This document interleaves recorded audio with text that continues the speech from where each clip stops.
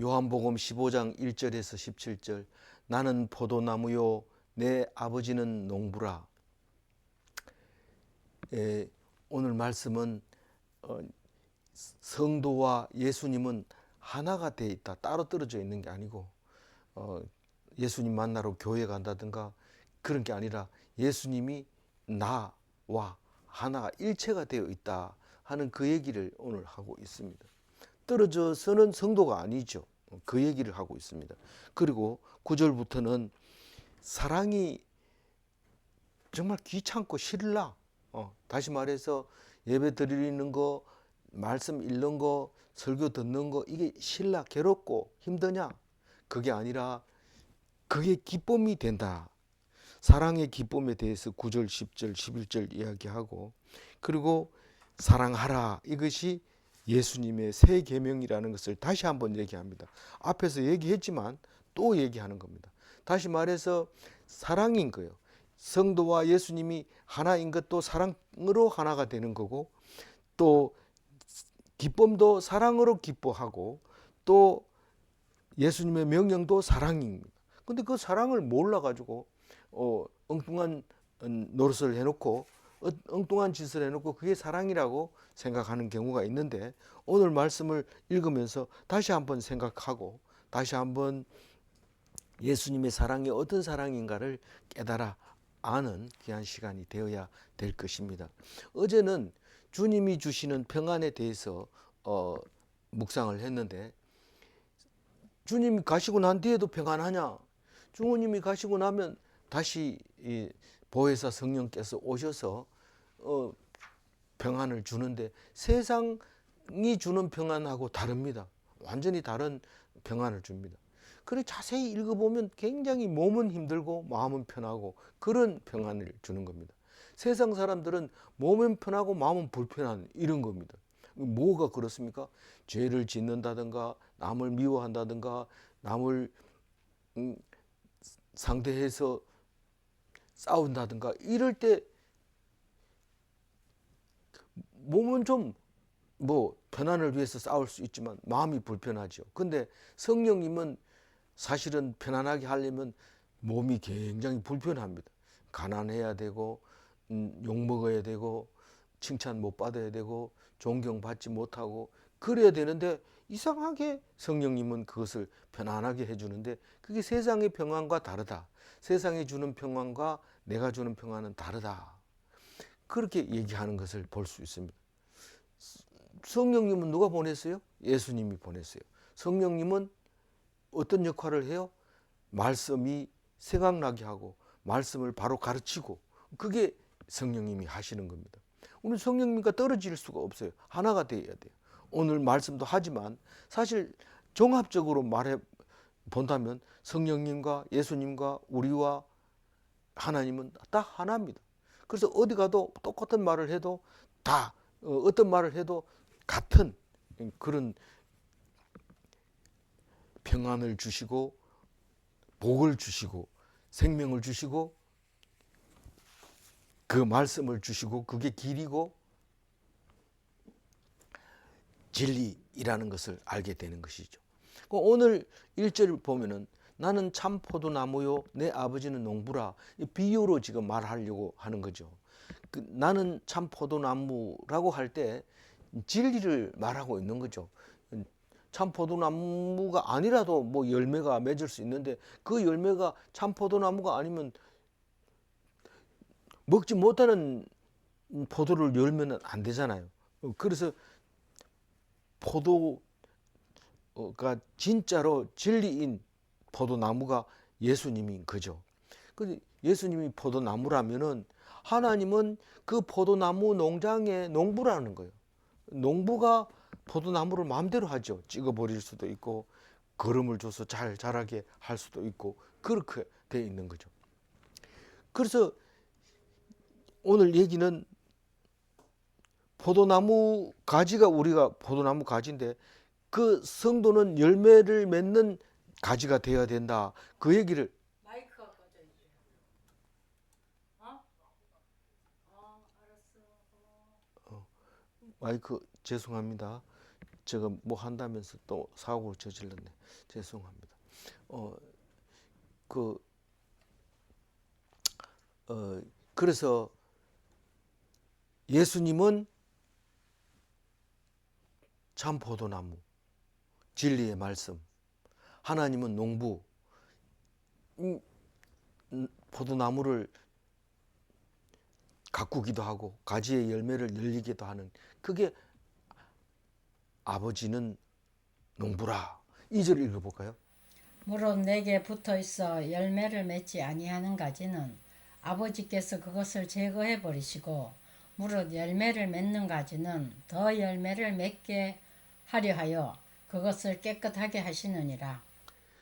그, 뭐, 내게 붙어 있어 열매를 맺지 아니하는 가지, 이게 뭡니까? 붙어 있는 근데 열매를 안 맺습니다. 근데 붙어 있으면 열매 맺습니다. 이 뒤에 읽어보면 그래요. 붙어 있기만 하면 열매를 맺는데 붙어 있는데도 열매를 안 맺는 열매가 있다고 얘기를 합니다. 이거는 교회 다니면서 기쁨이 없고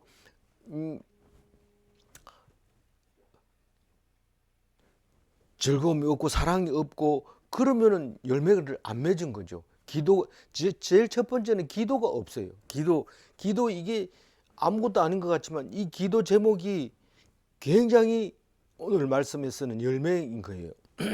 기도 제목이 없으면 열매를 열릴 수가 없어요. 그래서 기도 제목이 있다는 건 참 복입니다. 그런 얘기를 여러 번 하고 기도 제목을 내라고 얘기를 하는데 뭐 어제나 오늘이나 똑같은데 뭐 기도 제목 있습니까? 이러면은 그래도 하나님이 알아서 합니다. 알아서 필요한 거 다 챙겨주지만 그러나 기도해서 그 결과를 얻었을 때 그게 열매인 거예요. 근데 하나님께 예수님께 붙어 있으면 무조건 열매가 열리는데 붙어 있는데도 열매를 맺지 않는 가지가 있다고 얘기를 하고 있습니다. 2절에. 그러면 어떻게 돼요? 아버지께서 그것을 제거해 버려요. 농부가 와가지고 가지를 잘라버린 거예요. 그러니까 잘라버리고 열매 안 맺는 건 다 잘라버려요. 그러니까 열심히 하는 것 같아도 기도도 안 하고 열매를 안 맺으면 그거는 결국은 성도로서의 생명을 다하지 못하고 마지막에 죽기 직전에 너희들은 교회 가지 마라 이러면서 죽는 수가 있다는 겁니다. 그게 열매가 없는 거예요. 다 떨어져 나가고 망하는 거죠. 그래서 하나님은 그걸 잘라버리는데 그렇게 잘라버리는 거예요. 마지막 가는 침상에서 하나님이 잘라버리는 거예요. 그 열매를 맺는 가지는 어떤 걸까요? 무릇 열매를 맺는 가지는 더 열매를 맺게 하여 그것을 깨끗하게 하시느니라. 열매를 맺게 하면 왜 깨끗하게 합니까? 걸음을 많이 주고 좀 더럽게 해야지 잘 자라지. 왜 그거를 깨끗하게 해가지고 열매를 맺게 합니까? 성경은 세상 사람들이 생각하는 그런 농사법이 아닌 거죠. 이 여기서 깨끗하게 한다는 것은 죄를 없이 하는 거예요. 죄가 없는 거는 뭐 깨끗하게 씻는다고 없어지는 게 아니고 사람한테 착한 일을 한다고 해서 죄가 없어지는 게 아니고 말씀을 들어야 돼요. 말씀으로 깨끗하게 돼요. 그런 말이 어디 있어요? 3절에 나오지만 우선 2절을 마무리하고 넘어가요. 열매를 맺는 가지는 열매를 더 맺게 하려고 깨끗하게 하는데 딴 게 아니고 말씀으로 깨끗하게 해주는 거예요. 놀라운 일이죠. 왜 말씀을 어제도 들었고 오늘 그제도 들었는데 또 내일도 들을 건데 왜 오늘 꼭 들어야 돼요? 안 들으면 안 돼요. 깨끗하게 해주는 부정한 거, 죄가 있는 거 그거를 예수님의 이름으로 예수님 말씀으로 깨끗하게 씻어서 제사함을 받았을 때 열매를 맺게 된다는 거예요. 그래서 그 더 풍성하게 열매를 맺게 하기 위해서 깨끗하게 하시는데 말씀을 주시는 거예요. 설교를 듣게 하시는 거예요. 근데 뭐 소리도 안 들리는데 가만히 있으면 안 되잖아요. 안 들리면 빨리 안 들린다 해야 되지. 3절 감사합니다. 너희는 내가 일러 준 말로 이미 깨끗하여졌으니. 그 말씀으로 깨끗해졌어요. 말씀으로. 예수님이 제자들에게 말씀하니까 벌써 깨끗해졌어요. 죄가 없어지고 죄하고는 관계 없어진 거예요. 율법은 완성된 거예요. 이미 그렇게 된 거예요. 그런데 그러면 열매를 맺을 거 아니에요? 그런데 아직도 완성되지는 않은 거예요. 우리가 구원받았지만 언제부터? 창세 전부터 구원받도록 정해져 있었고 구원받았지만 그러나 내가 포도나무에 붙어 있지 않으면 하나님이 잘라버린다. 농부가 잘라버리는 거예요. 그래서 4절 읽은 건가요? 3절. 4절 읽어주세요. 내 안에 거하라. 나도 너희 안에 거하리라. 가지가 포도나무에 붙어 있지 아니하면 스스로 열매를 맺을 수 없음같이 너희도 내 안에 있지 아니하면 그러하리라. 그러니까 너희들은 지금 열매를 막 맺을 거고 또 하나님이 맺을 줄 알고 있지만 그러나 너희들이 내한테 붙어 있어야지 열매를 맺지 떨어져 나가면 맺을 수가 없다. 말씀에 꼭 붙잡혀 있으라. 내 안에 거하라. 이 지금 색깔을 지금 쭉 칠해놨는데 뭐 10절까지 계속해서 내 안에 너희 안에 내 안에 너희 안에 이 얘기를 하기 때문에 아는 것 같고 또 잘 안 들리면 그냥 듣기 싫은 거죠. 근데 하나하나씩 그래도 반복되는 이야기가 있지만 그래도 하나씩 잘 읽어봐야 돼요. 내 안에 거하라. 이 말은 말씀 안에 거하라. 말씀 안에 거한다는 것은 말씀을 놓지 말고 꼭 붙들어 있으라. 그래서 무슨 일을 할 때 말씀이 탁탁 튀어나오면 제대로 거한 거죠. 나도 너희 안에 거하리라. 이 말은 내 속에 말씀이 있고 내 속에 예수님이 있으니까 그 말씀이 튀어나오는 거지. 내가 말씀이 없으면 예수님이 내 안에 거할 수가 없는 거죠. 가지가 포도나무에 붙어 있지 아니하면 스스로 열매를 맺을 수 없음 같이 말씀에 안 붙어 있는데 어떻게 예수님이 하시는 말씀에 의해서 열매를 맺을 수 있겠어요? 우리가 예수 믿는다고 하면서 열매를 맺으려고 하는데 예수님의 말씀이 그 속에 없어요. 그러면 열매를 맺었다고 주장하지만 사실 그거는 열매가 아니고 다른 참 포도나무가 아니고 무슨 다른 열매가 열렸을 가능성이 높은 거예요.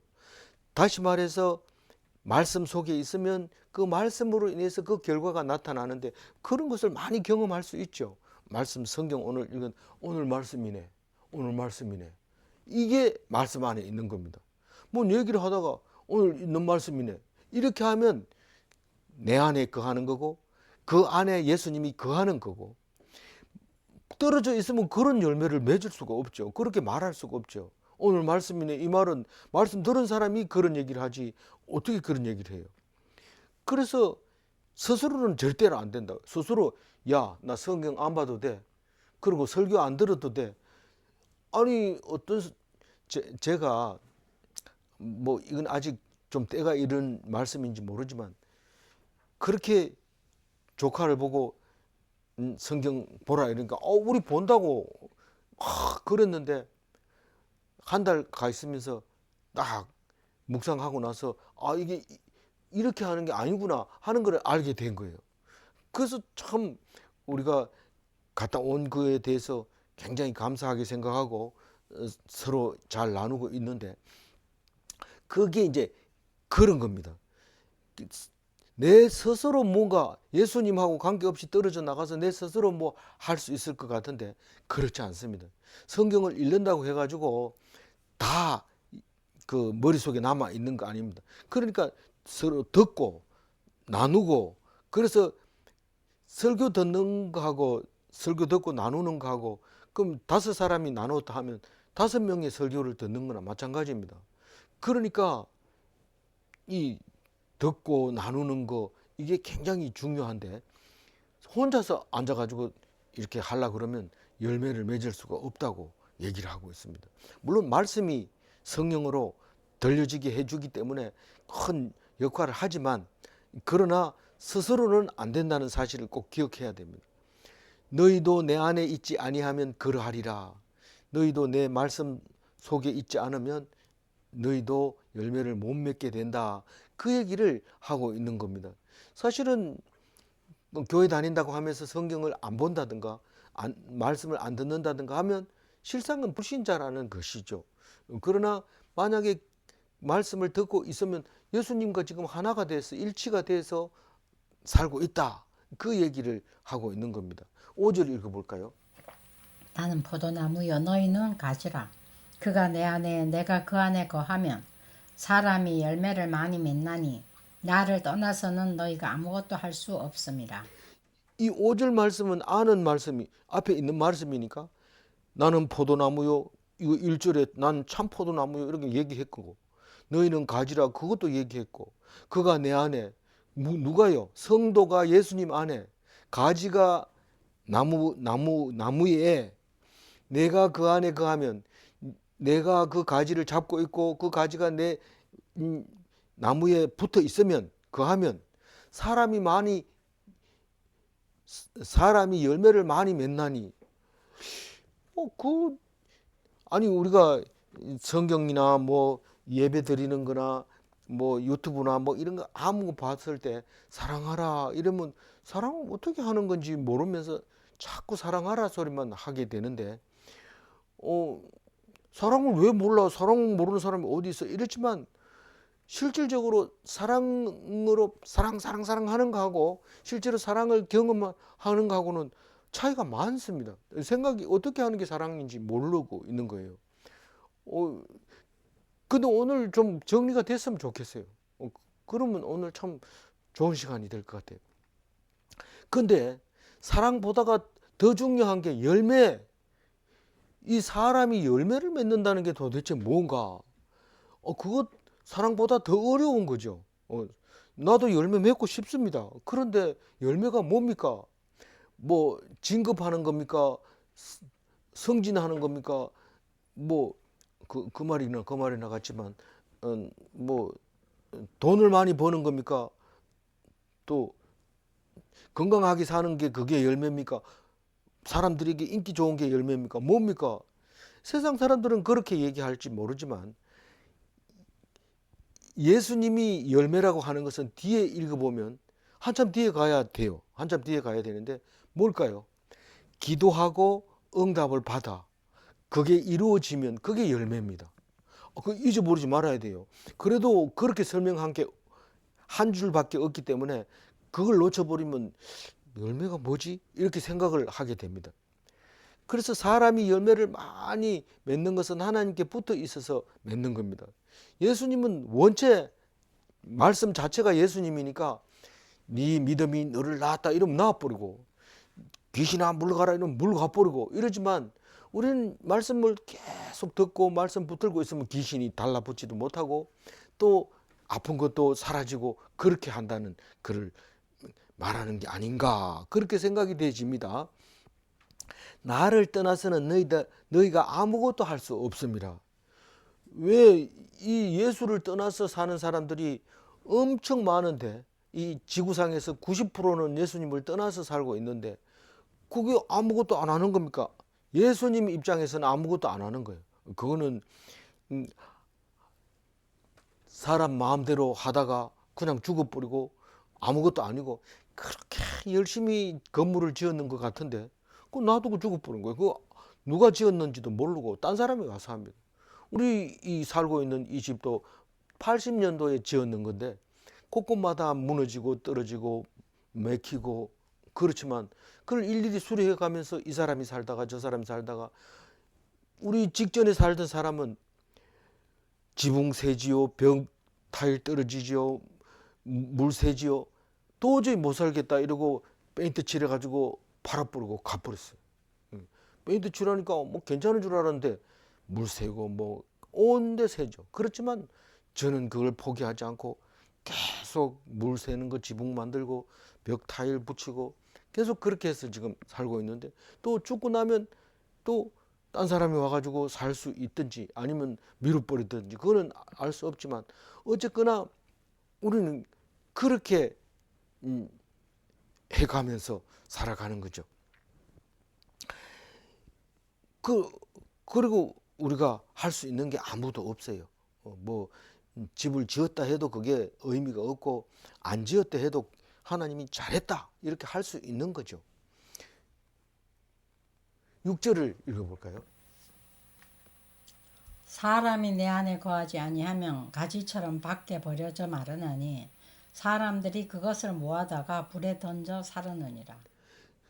그 예수님 안에 말씀 안에 있으면 아무것도 안 하고 있는데도 참 그 사람 잘하고 있어 그렇게 대단하시대 이렇게 얘기를 합니다. 근데 죽으라고 열심히 일하고 밤낮으로 일하고 여기 열심히 일하는 사람은요 밤에도 일합니다. 여기 농수산물센터 밤에도 일하는 거 불 켜놓고 공장이 막 돌아가고 이런데 그렇게 일해도 나중에 보면 해놓은 게 없다 이러고 근데 맨날 앉아가지고 입만 가지고 이렇게 성경 읽고 이런 사람은 잘했다고 얘기하고 하나님이 높여주시는 것을 볼 수 있습니다.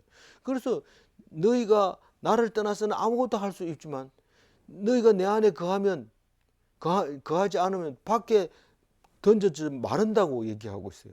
열심히 했는데도 소용이 없어요. 말라버린 거예요. 그래서 그걸 어디다 쓰냐? 불에 태워 쓰는 거예요. 언제? 뭐 전쟁이 나든지 화재가 나든지 그래서 뭐 흔적이 없어져 버려요.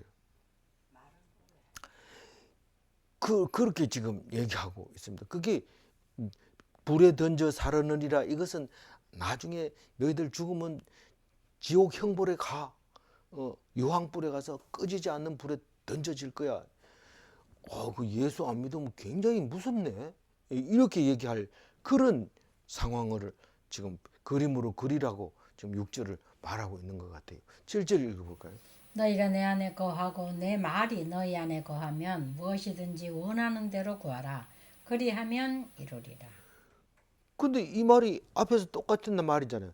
내 안에 너희가 거하고 내 말이 너희 안에 내가 너희 안에 거하는 그는 예수님이 내 안에 있다 없다 말할 수 있는 것은 내 속에 말씀이 있느냐 없느냐 그게 중요한 거예요. 그게 말씀이 있으면 예수님이 있는 거고 말씀이 없으면 예수님이 없는 거예요. 예수님이 내 안에 있다 그럼 있으면 내놔봐라 말씀이 없어요. 그러면 없는 거예요. 그래서 무엇이든지 원하는 대로 구하라. 말씀이 있으면 구하면 반드시 이루어집니다. 그 말씀이. 그러니까 이 속에 말씀이 있고 믿음이 있고 기도하면 그게 이루어지는 거예요. 그래서 예수님이 믿음이 너를 구원했다. 그리고 걱정하지 말고 믿기만 해라. 뭐 다른 별 수를 써봐도 소용없고 믿기만 해라. 그 얘기합니다. 그 말씀이 있다는 것은 믿음이 있다는 거예요. 믿음이 뭐냐 하면 그 말씀은 딴 게 아니고 예수님이 모든 문제를 다 죄를 사해 줬다는 그 말씀이 이렇게 표현하고 저렇게 표현하고 이렇게 하다 보니까 성경 이렇게 66권이 된 거지.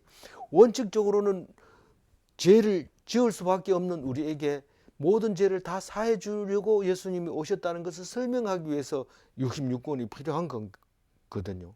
그러니까 그 말씀이 있다는 것은 믿음으로 나는 깨끗해졌다는 사실을 믿고 그리고 내가 믿기 때문에 무엇이든지 구하면 얻을 수 있습니다. 제일 마지막으로 구하는 게 뭐냐면 살려주세요. 살려줍니까? 살려줍니까? 살려줍니다. 내가 너를 왜 안 살려줄 이유가 있느냐? 다른 사람들은 다 죄가 있어서 죽지만 너는 예수님으로 인해서 죄가 사함 받았으니까 죽지 않는다는 거예요. 그게 마지막에 이루는 내가 구하는 대로 이루는 겁니다. 믿음이 없는 사람은 뭐 성경에서나 사람 안 죽는다는 말을 하는 거지 안 죽는 사람 한 사람도 못 봤다 이러면 꼭 못 본 대로 그 사람은 죽습니다. 그러나 내가 성경대로 영원히 삽니다. 그래 얘기하면 안 죽습니다. 그게 말씀이 능력이고 예수님이 내 속에 계시고 예수님이 원하는 대로 구하면 주는 겁니다.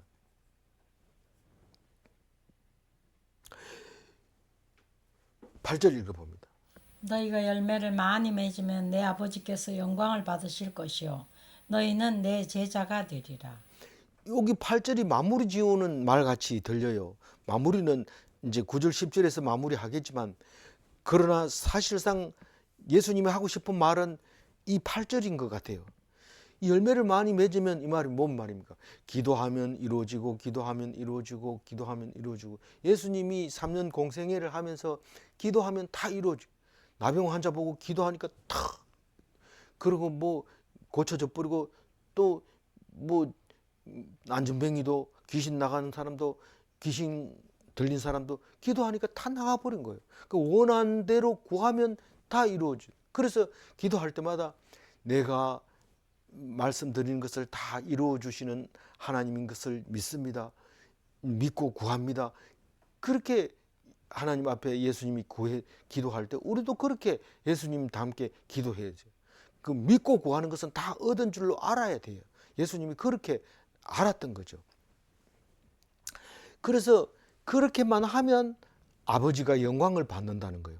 내가 그렇게 하면 뭐 어떻게 해야지 천국 가지요? 내가 착한 일 하면 됩니까? 헌금 많이 내면 됩니까? 교회 열심히 나가서 봉사하면 됩니까? 그게 아니고 기도해서 이루면 그게 영광을 받는 거예요. 하나님이 기뻐하시는 거예요. 그래서 그렇게 하면 그때 가서 예수님이 그게 내 제자잖아. 그렇게 하면 그게 내 제자야. 왜냐하면 내가 그렇게 했는데 그걸 보고 배운 성도들이 내 제자라고 말하는 겁니다. 열매를 많이 맺는 게 하나님께 영광이고 열매를 많이 맺는 것이 예수님의 제자라는 것을 8절에 말하고 있는데, 사실은 예수님이 꼭 요 얘기가 하고 싶었던 것 같은 느낌이 들어요. 9절 읽어봅니다. 아버지께서 나를 사랑하신 것 같이 나도 너희를 사랑하였으니 나의 사랑 안에 거하라. 아버지가 나를 사랑하신 것 같이, 나는 하나님이 예수님을 어떻게 사랑한지 모르겠어요. 그래서 예수님이 나를 어떻게 사랑했는지 모르겠어요. 이 9절 말씀을 읽고 그렇게 말할 수 있겠다, 그런 생각이 들어요. 예수님이 어떻게 하나님의 사랑을 받았어요? 뭐 날 때부터 그래요. 예수님이 태어났을 때 이는 내 사랑하는 아들이다. 유대의 왕으로, 이스라엘의 왕으로 났다, 이렇게 얘기하고, 세례 받을 때도 내 사랑하는 아들이다. 근데 뭐 사랑한다는 게 말로만 그렇게 하는 게 사랑입니까? 하나님의 사랑은 우리가 볼 때 말밖에는 방법이 없어요. 말로 사랑하는데 실제로 어떻게 사랑했어요? 죽은 자 가운데서 다시 살립니다. 아니, 이때는 이 9절 말씀하실 때는 예수님이 아직 안 죽었잖아요. 이 9절 말씀을 쓸 때는 예수님이 부활하고 성천하고 하나님 우편에 앉아 계시는 상태에서 요한이 그것을 생각해내서 기록하고 있는 거예요. 그때 예수님이 이미 다 설명을 했는데, 아버지께서 나를 사랑하신 것 같이, 이럴 때 이 사랑이 뭔지를 몰랐는데 있는 그대로 적었는데 지금 우리가 이 말을 알아듣는 거죠. 그런데 나도 너희를 사랑하였으니, 예수님이 우리를 어떻게 사랑했어요? 뭐 몰라가지고 모르겠는데 이렇게 말할 수 있어요. 근데 예수님이 우리를 위해서, 우리가 죽어야 될 죄인인데 우리 대신해서 죽었기 때문에 우리 모든 죄는 나한테 물을 수가 없는 거예요. 너 그 죄, 내가 그 죄 지은 건 확실하다. 그러나 그 죄를 나한테 물어서는 안 된다. 왜냐하면 예수님이 대신 졌기 때문에. 어떻게 하냐? 말로 하는 거죠. 입으로 하는 거죠. 믿음으로 하는 거죠. 마음으로 하는 거죠. 나는 예수님한테 해준 거 하나도 없지만 완전히 공짜로 예수님이 나의 죄를 다 사해 줬다. 그거를 믿는 믿음이죠. 그래서 나도 너희를 사랑하였으니 이렇게 말할 수 있는 겁니다. 그리고 나의 사랑 안에 거해라. 그러니까 내가 예수님을 떠나서 다른 걸 좋아할 수 있는 게 아니고, 하나님 말씀을 가지고 하나님 말씀을 좋아하는 게 나의 사랑 안에 거하는 겁니다. 하나님 말씀 붙들고 맨날 읽으면서 묵상하고, 그런 게 하나님 사랑 안에, 예수님 사랑 안에 거하는 겁니다. 아니, 일도 안 하고 맨날 성경만 보라 하느냐? 성경을 읽고 성경을 읽다 보면 네 일해, 이러면 일하는 겁니다. 그래서 성경에 입각해서 일을 해야 되지, 일을 하고 나머지 시간에 성경을 보는 게 아니고 성경을 보고 일을 해야 되겠다 생각할 때 일을 하면 하나님이 하라는 대로 했기 때문에 그게 세상 일이 아니라 하나님의 일이 되는 거예요. 아니 월급은 딴 데 받고, 월급은 딴 데 받더라도 하나님의 일을 한 겁니다. 하나님이 월급을 주는 거예요. 그래서 제가 학교에 있을 때도 그렇고 지금도 마찬가지입니다. 학교에서 교수로 있다가 선교사로 가겠다고 선교학과에 들어가 가지고 공부를 해 가지고 이제 선교사로 나가려 하니까, 아니 그 누가 나간다고 선교비 대주나? 학교에 있으면은 학생들하고 복음 전파하면 학교에서 돈 따박따박 나오잖아. 맞네. 그 다음부터는 월급날 선교비라고 생각하고 선교비를 주셔서 감사합니다 하나님께 기도하고. 지금도 마찬가지입니다. 은퇴하고 나면 뭐 많은 사람들이 선교지로 나갑니다. 해외로 나가고 가서 살다가 오지는 못할지라도 어떤 사람은 1년 앞에 은퇴를 하고 아프리카에 갔다가 그 잊지 못하고 옵니다. 그 환경이 완전히 다르잖아요. 가만히 앉아가지고 교수 생활을 하다가 아프리카 가가지고 그 어떻게 삽니까? 그 누가 칭찬도 안 해주고 누가 알아주지도 않고 그냥 되돌아옵니다. 그래도 원래 먹었던 마음 가지고 갑니다. 그러나 지금 쟤는 엄청난 선교비를 받고 선교하라고 하고 있는 겁니다. 제대로 못해서 그렇지 지금 엄청난 선교비를 후원받고 있고 그리고 하고 있습니다. 그러니까 나는 내 일을 하는 것이 아니라 하나님이 하라고 하는 일을 하는 것을 예수님처럼 닮은 것이 아닌가, 저는 그렇게 믿고 있습니다. 그래서 몇 절 했어요? 9절, 나의 사랑 아래 거하라 그렇게 말씀하시고 10절 읽어봅니다. 내가 아버지의 계명을 지켜 그의 사랑 안에 거하는 것 같이 너희도 내 계명을 지키면 내 사랑 안에 거하리라.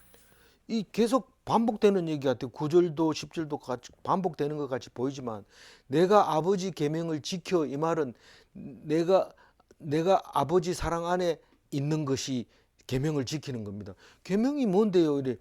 아니 10절 읽으면 읽은 사람은 굉장히 기분 좋습니다. 왜냐하면 계명이 뭐냐 이래 물으면 서로 사랑하라, 예수님이 주신 세 계명 얘기하는 거 아닙니까? 그게 맞습니다.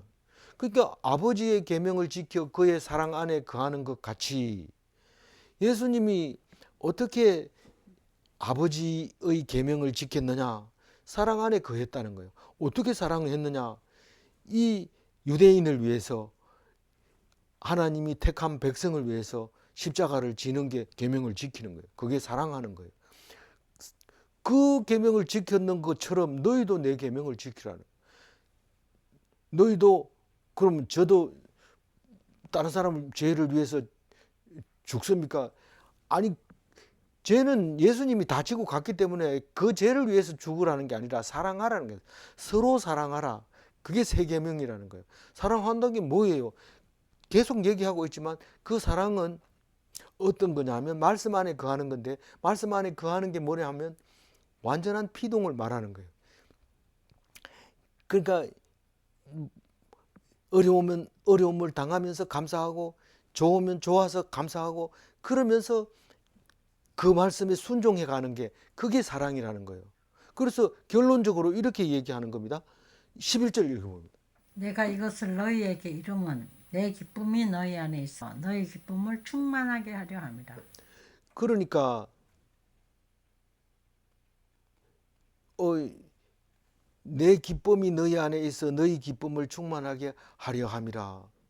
사실은 예수님 사랑을, 그 계명을 지키려면은 어떻게 해야 돼요? 힘들어야 되잖아요. 가만히 피동적으로 있으려면 욕 먹어야 되죠. 뭐 고난 당해야 되죠. 억울해야 되죠. 손해 봐야 되죠. 얻어맞아야 되죠. 이런데 그게 어떻게 기쁨이 됩니까? 그런데 그걸 기뻐할 때 피동적인 거고, 그걸 기뻐할 때 순종적인 거고, 그거라는 거예요. 그게 예수님은 기뻐했다는 거예요. 몸으로는 고통스럽지만 주시는 기쁨으로 기뻐하는 거예요. 그게 예수님의 기쁨이고 성도의 기쁨이고 그게 충만한 기쁨이라. 기쁨도 종류가 있는데 충만한 기쁨이 바로 그거예요. 너희 기쁨을 충만하게 하려 함이라. 그게 충만한 기쁨. 그래서 빌립보서에 보면 빌립보서 누가 썼어요? 사도 바울이 썼잖아요. 빌립보 교회들에게 주 안에서 항상 기뻐하라. 내가 다시 말하노니 기뻐하라. 이렇게 말하고 있습니다. 그리고 날마다 외우는 항상 기뻐하고 범사에 감사하고 쉬지 말고 기도하라. 이것도 바울이 말하는 건데 우리는 기쁨 속에 살아야 돼요. 그게 몸이 편안해서 기뻐하는 게 아니고 찌르는 아픔, 막 칼로 베는 아픔 이런 속에서도 하나님 안에서 기뻐해야 되는. 그게 어떻게 가능하냐? 예수님의 십자가를 바라볼 때 충분히 가능하다. 그거를 말하고 있는데 잘못 얘기하면 교인들이 다 떨어져 나가기 때문에 함부로 얘기할 수는 없지만 우리는 읽다 보면 그게 그 말이구나 하는 것을 알게 되는 것을 깨닫습니다. 12절 읽어봅니다. 내 계명은 곧 내가 너희를 사랑한 것 같이 너희도 서로 사랑하라 하는 이것이니라. 그러니까 이 계명은 사랑하는 것이다. 새 계명은 서로 사랑하라. 앞에서 나왔는 얘기이기 때문에 다시 쓸 필요도 없고 그겁니다. 우리는 뭐 안식일을 지키라, 이웃을 사랑하라, 뭐 부모를 공경하라. 이건 아무것도 아닙니다. 이건 어차피 다 못 지키는 거예요. 그러니까 예수님이 대신 내가 너희들 못 지킨 줄 알고 그 죄를 내가 지고 갈게 그러고 지고 간 거기 때문에 거기에 대해서는 반응할 필요가 없습니다. 다만 피동적으로 하지 않은 거에 대해서는 성질 내고 대들고 싸우고 못 견디고 소리 지르고 이런 거는 하나님 앞에 사랑한 게 아니라는 것이죠. 그게 그 얘기를 지금 하고 있습니다. 그래서 내가 너희를 사랑한 것 같이 너희도 서로 사랑하라. 이것이 내 계명이다. 이게 새 계명이고 내가 준 예수님의 계명이다. 13절 읽어봅니다. 사람이 친구를 위하여 자기 목숨을 버리면 이보다 더 큰 사랑이 없나니. 그러니까 지금까지 12절을 묵상했는 걸 가지고 13절을 해석하면 너무도 쉽게 해석이 됩니다. 친구를 위하여 자기 목숨을 버리면 이보다 더 큰 사랑이 없나니. 이러니까 밑줄 쫙 꺼가지고 오래가지고 이걸 들고 다니면서 친구를 위해서 죽어서 최고 큰 사랑을 하겠다. 예수님보다 더 큰 사랑일지도 모르겠다. 이러면서 친구야 내가 너를 위해서 죽을게. 이러면서 죽으려고 하면 친구가 깜짝 놀라서 그게 뭔 소리야 이러는데 이 그런 얘기가 아니잖아요. 친구가 죽여도 하나님만 바라보고 죽으라는 거예요. 예수님이 그랬잖아요. 유대인을 구원하려고 예수님이 오셨는데 유대인이 죽이잖아요. 그 형제를 친구가 죽이는 거잖아요. 그런데도 한 번도 유대인들 보고 한마디 저주와 원망을 얘기하지 않고 하나님께 어찌하여 나를 버리시나이까 이 잔이 될 수만 있으면 지나가게 하옵소서. 하나님만 상대할 때 그게 친구를 위하여 자기 목숨을 버리는 것입니다. 그게 최고 큰 사랑입니다. 그게 완전한 피동입니다. 죽이면 죽는 거지. 나 그거 알았다. 이제 그 얘기 들어보니까 진짜 십자가 달려 죽는 게 그게 큰 사랑이구나. 나도 누가 좀 십자가 달려 죽이면 안 되겠는가. 그런 거 없어요. 죽이면 죽고 살리면 살고 그게 예수님의 계명이고 서로 사랑하는 것이고 완전 피동이 되는 거라는 말씀이죠. 이전에 해석이 됩니다. 이 말씀이 사랑하라 이 말이. 근데 그거를 설명을 안 하고 성경에 있는 대로 사랑하면 사랑하고 사랑하라 이렇게 하면 우리가 머리가 나빠가지고 사랑한다 이러면서 주의 이름으로 사랑합니다 이렇게 안 하는 것보다 100배 낫죠. 그렇지만 그 사랑에 대한 의미는 정확하게 설명을 할 줄을 못하고 있는 것입니다. 14절 읽어야 되죠. 너희는 내가 명하는 대로 행하면 곧 나의 친구라. 보세요. 내가 명령하는 대로 한 것. 다시 말해서 순종하면 그게 예수님의 제자고 예수님의 친구고 그렇다는 겁니다. 아니 친구가 무슨 명령하는 대로 행하는 친구가 어디 있습니까? 그런데 예수님은 그런 말을 합니다. 친구는 좀 해주면 안 되겠나? 뭐 요게 친구지 해라 이렇게 하는 게 친구입니까? 그런데 예수님은 내가 명령을 하는데 니는 내 말 들어야 되고 니는 내 친구야. 아니 뭐 부부 사이도 그렇지만 부자지간에 장난칩니다. 뭐 막 장난치다가 갑자기 성질 팍 내면서 막 이렇게 소리를 지릅니다. 그러면 이게 친구입니까? 뭐 아버지와 아들 사이입니까? 이게 구분이 안 되는 거예요. 근데 예수님은 그런 니는 내 제자다, 내 친구다, 내 종이다, 내가 주인이다, 뭐 이렇게 하다가 친구라고 또 얘기합니다. 이 사실은 자세히 읽어보면 예수님과 우리가 하나이기 때문에 누구라고 얘기해도 돼요. 아내라고 얘기하죠. 우리는 예수님의 신부라고 얘기하잖아요. 아내일 수도 있고 신랑일 수도 있고. 예수님은 안 되는 게 없습니다. 뭐든지 다 되는데 왜 그래요? 그냥 말하기 좋게 그러냐? 그게 아니라 하나예요. 예수님과 우리는 나무 가지하고 나무하고 하나잖아요. 만약에 나무 가지를 다 잘라버리면 그게 뭐 나무입니까? 가지를 다 있는 대로 다 잘라버리면 가지 없는 나무는 나무가 아닙니다. 그래서 가지와 나무가 같이 하나로 되어 있는 거죠. 그래서 그러니까 명하는 대로 해야 내 친구다. 그래서 왜 친구에 대해서 지금 설명하려고 그래요. 15절 친구에 대해서 설명하려고 그래요. 이제부터는 너희를 종이라 하지 아니하리니 종은 주인이 하는 것을 알지 못함이라. 너희를 친구라 하였노니 내가 내 아버지께 들은 것을 다 너희에게 알게 하였습니다.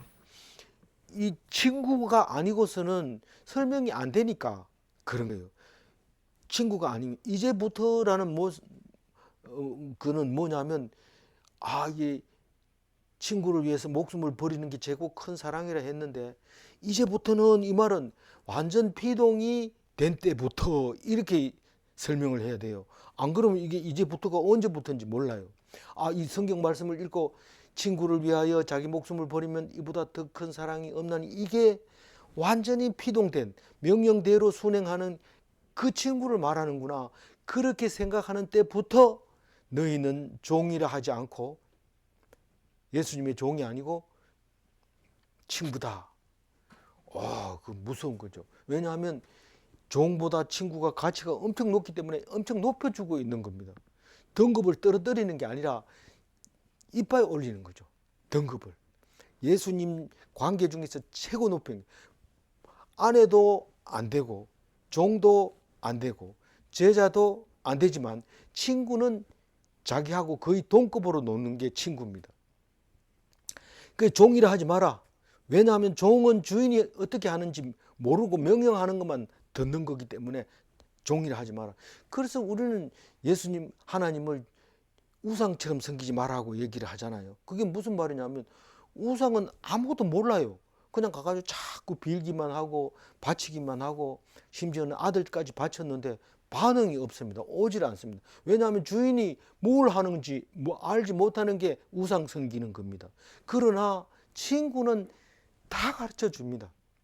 누가 예화를 들었는데 오랫동안 기억에 남죠. 이 친구는 그 장성, 내 친구가 장성, 그러니까 별짜리, 별 4개짜리의 아들이었어요. 그 아들하고 내하고 친구예요. 그런데 그 집에 들어갈 수 있는 사람은 거의 없어요. 그런데 이 친구가 나를 데리고 그 집에 들어가서 막 다 보여주는 거예요. 그런 친구예요. 그런 친구. 그래서 엄청 가까운 친구를 말하고 있는데 다 다 얘기합니다. 친구인데 만약 숨기고 이러면 친구가 안 되죠. 내가 내 아버지께 들은 것을 다 너희에게 알게 하였음이라. 그러니까 아버지도 그 국가 기밀을 아들한테 얘기 안 하죠. 왜냐하면 그 아들이 그 소리를 듣고 친구들한테 다 얘기하기 때문에 얘기하면 안 됩니다. 근데 이 하나님 아버지는 예수님한테 다 얘기합니다. 아버지하고 아들하고 똑같으니까. 그러니까 얘기를 다 하는데 우리는 그걸 또 듣고 나니까 또 똑같아져 버려요. 1급 비밀을 가지고 있기 때문에 보통 사람이 아닙니다. 딱 하니까. 하나님과 예수님과 성도는 하나라는 사실을 알게 됩니다. 비밀에 있어서는, 아는 거에 있어서는 하나라는 거예요. 16절 읽어봅니다. 너희가 나를 택한 것이 아니요 내가 너희를 택하여 세웠나니 이는 너희로 가서 열매를 맺게 하고 또 너희 열매가 항상 있게 하여 내 이름으로 아버지께 무엇을 구하든지 다 받게 하려 함이라. 이것도 지금 계속 반복되고 있는 것 같은데 첫 마디에서 내가 너희가 나를 택한 것이 아니요 나는 이제부터 개종해서 기독교로 개종했어요.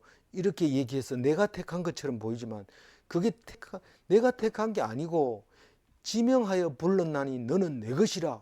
이사야 43장 1절에 나오는 얘기를 우리 찬송가에도 부르고 많이 부르잖아요. 우리가 하고 싶다고 해서 하는 게 아니에요. 하나님이 부르면 오는 택함을 당할 수밖에 없는 거죠. 그래서 내가 너희를 택해 세웠나니 너희가 가서 열매를 많이 맺게 하려고 그런다. 그 얘기합니다. 왜 나를 택해 가지고 열매를 맺게 합니까?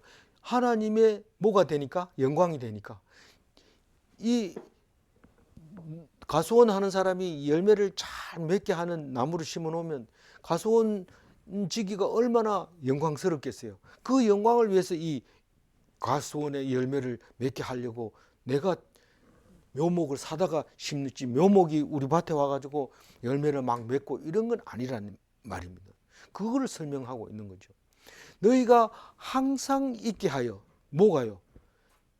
열매가 항상 너희들한테 있게 하여 내 이름으로 아버지께 구하든지 무엇을 구하든지 다 받게 하려 함이라. 이 열매가 이제 설명이 되는 거예요. 열매가 뭔데요? 뭔데 그렇게 열매를, 어떤 사람은 열매 맺는지 보러 온다 이러니까 그림으로 열매를 다 그림을 그려가지고 붙여놨어요. 그건 가짜 열매예요. 그거는 열매 아니냐 이런데 그런 열매 아니에요. 진짜로 열매를 맺어야 되는데 그 열매가 딴 게 아니라 기도하고 얻는 거예요. 무엇이든지 구하면 다 받는 게 열매인데 그걸 하나님이 그렇게 기뻐하고 그 영광으로 생각한다는 거예요.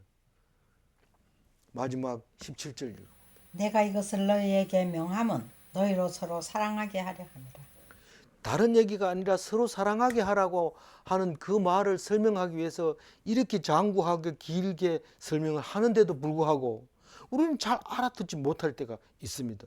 그래도 끝까지 사랑하게 하려고 내가 이 말을 했다. 가지도 얘기하고 열매도 얘기하고 친구 얘기도 하고 목숨을 버리는 이야기도 하고 그런 얘기를 한 이유가 서로 사랑하라고 그렇게 한 거다. 그 말을 하고 있습니다.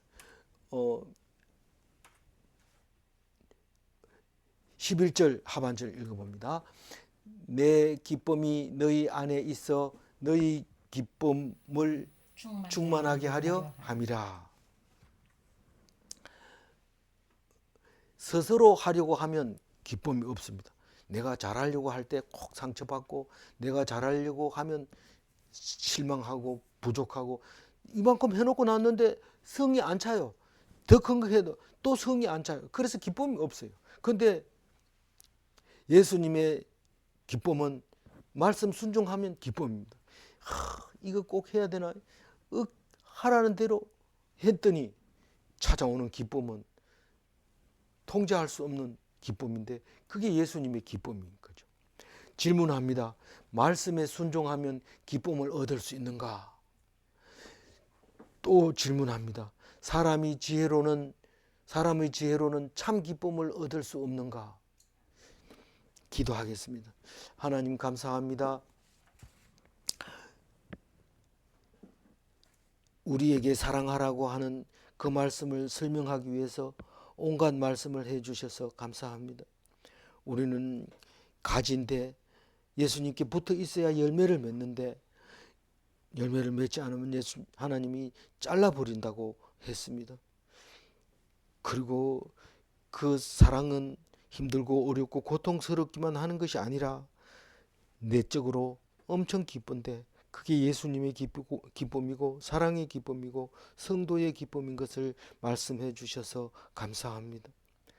이 사랑은 내가 능동적으로 하고 스스로 하는 것이 아니라 말씀에 입각해서 순리대로 순종하는 것이라는 것을 깨닫게 해주시고 어떤 경우가 있어도 원망하거나 미워하는 것이 아니라 하나님께 의지하며 감사하며 기뻐할 수 있도록 주님 인도하여 주옵소서. 우리가 예수님 사랑 안에 거하게 하여 주옵소서. 감사드리옵고 우리 주 예수 그리스도 이름으로 기도 올리옵나이다. 아멘.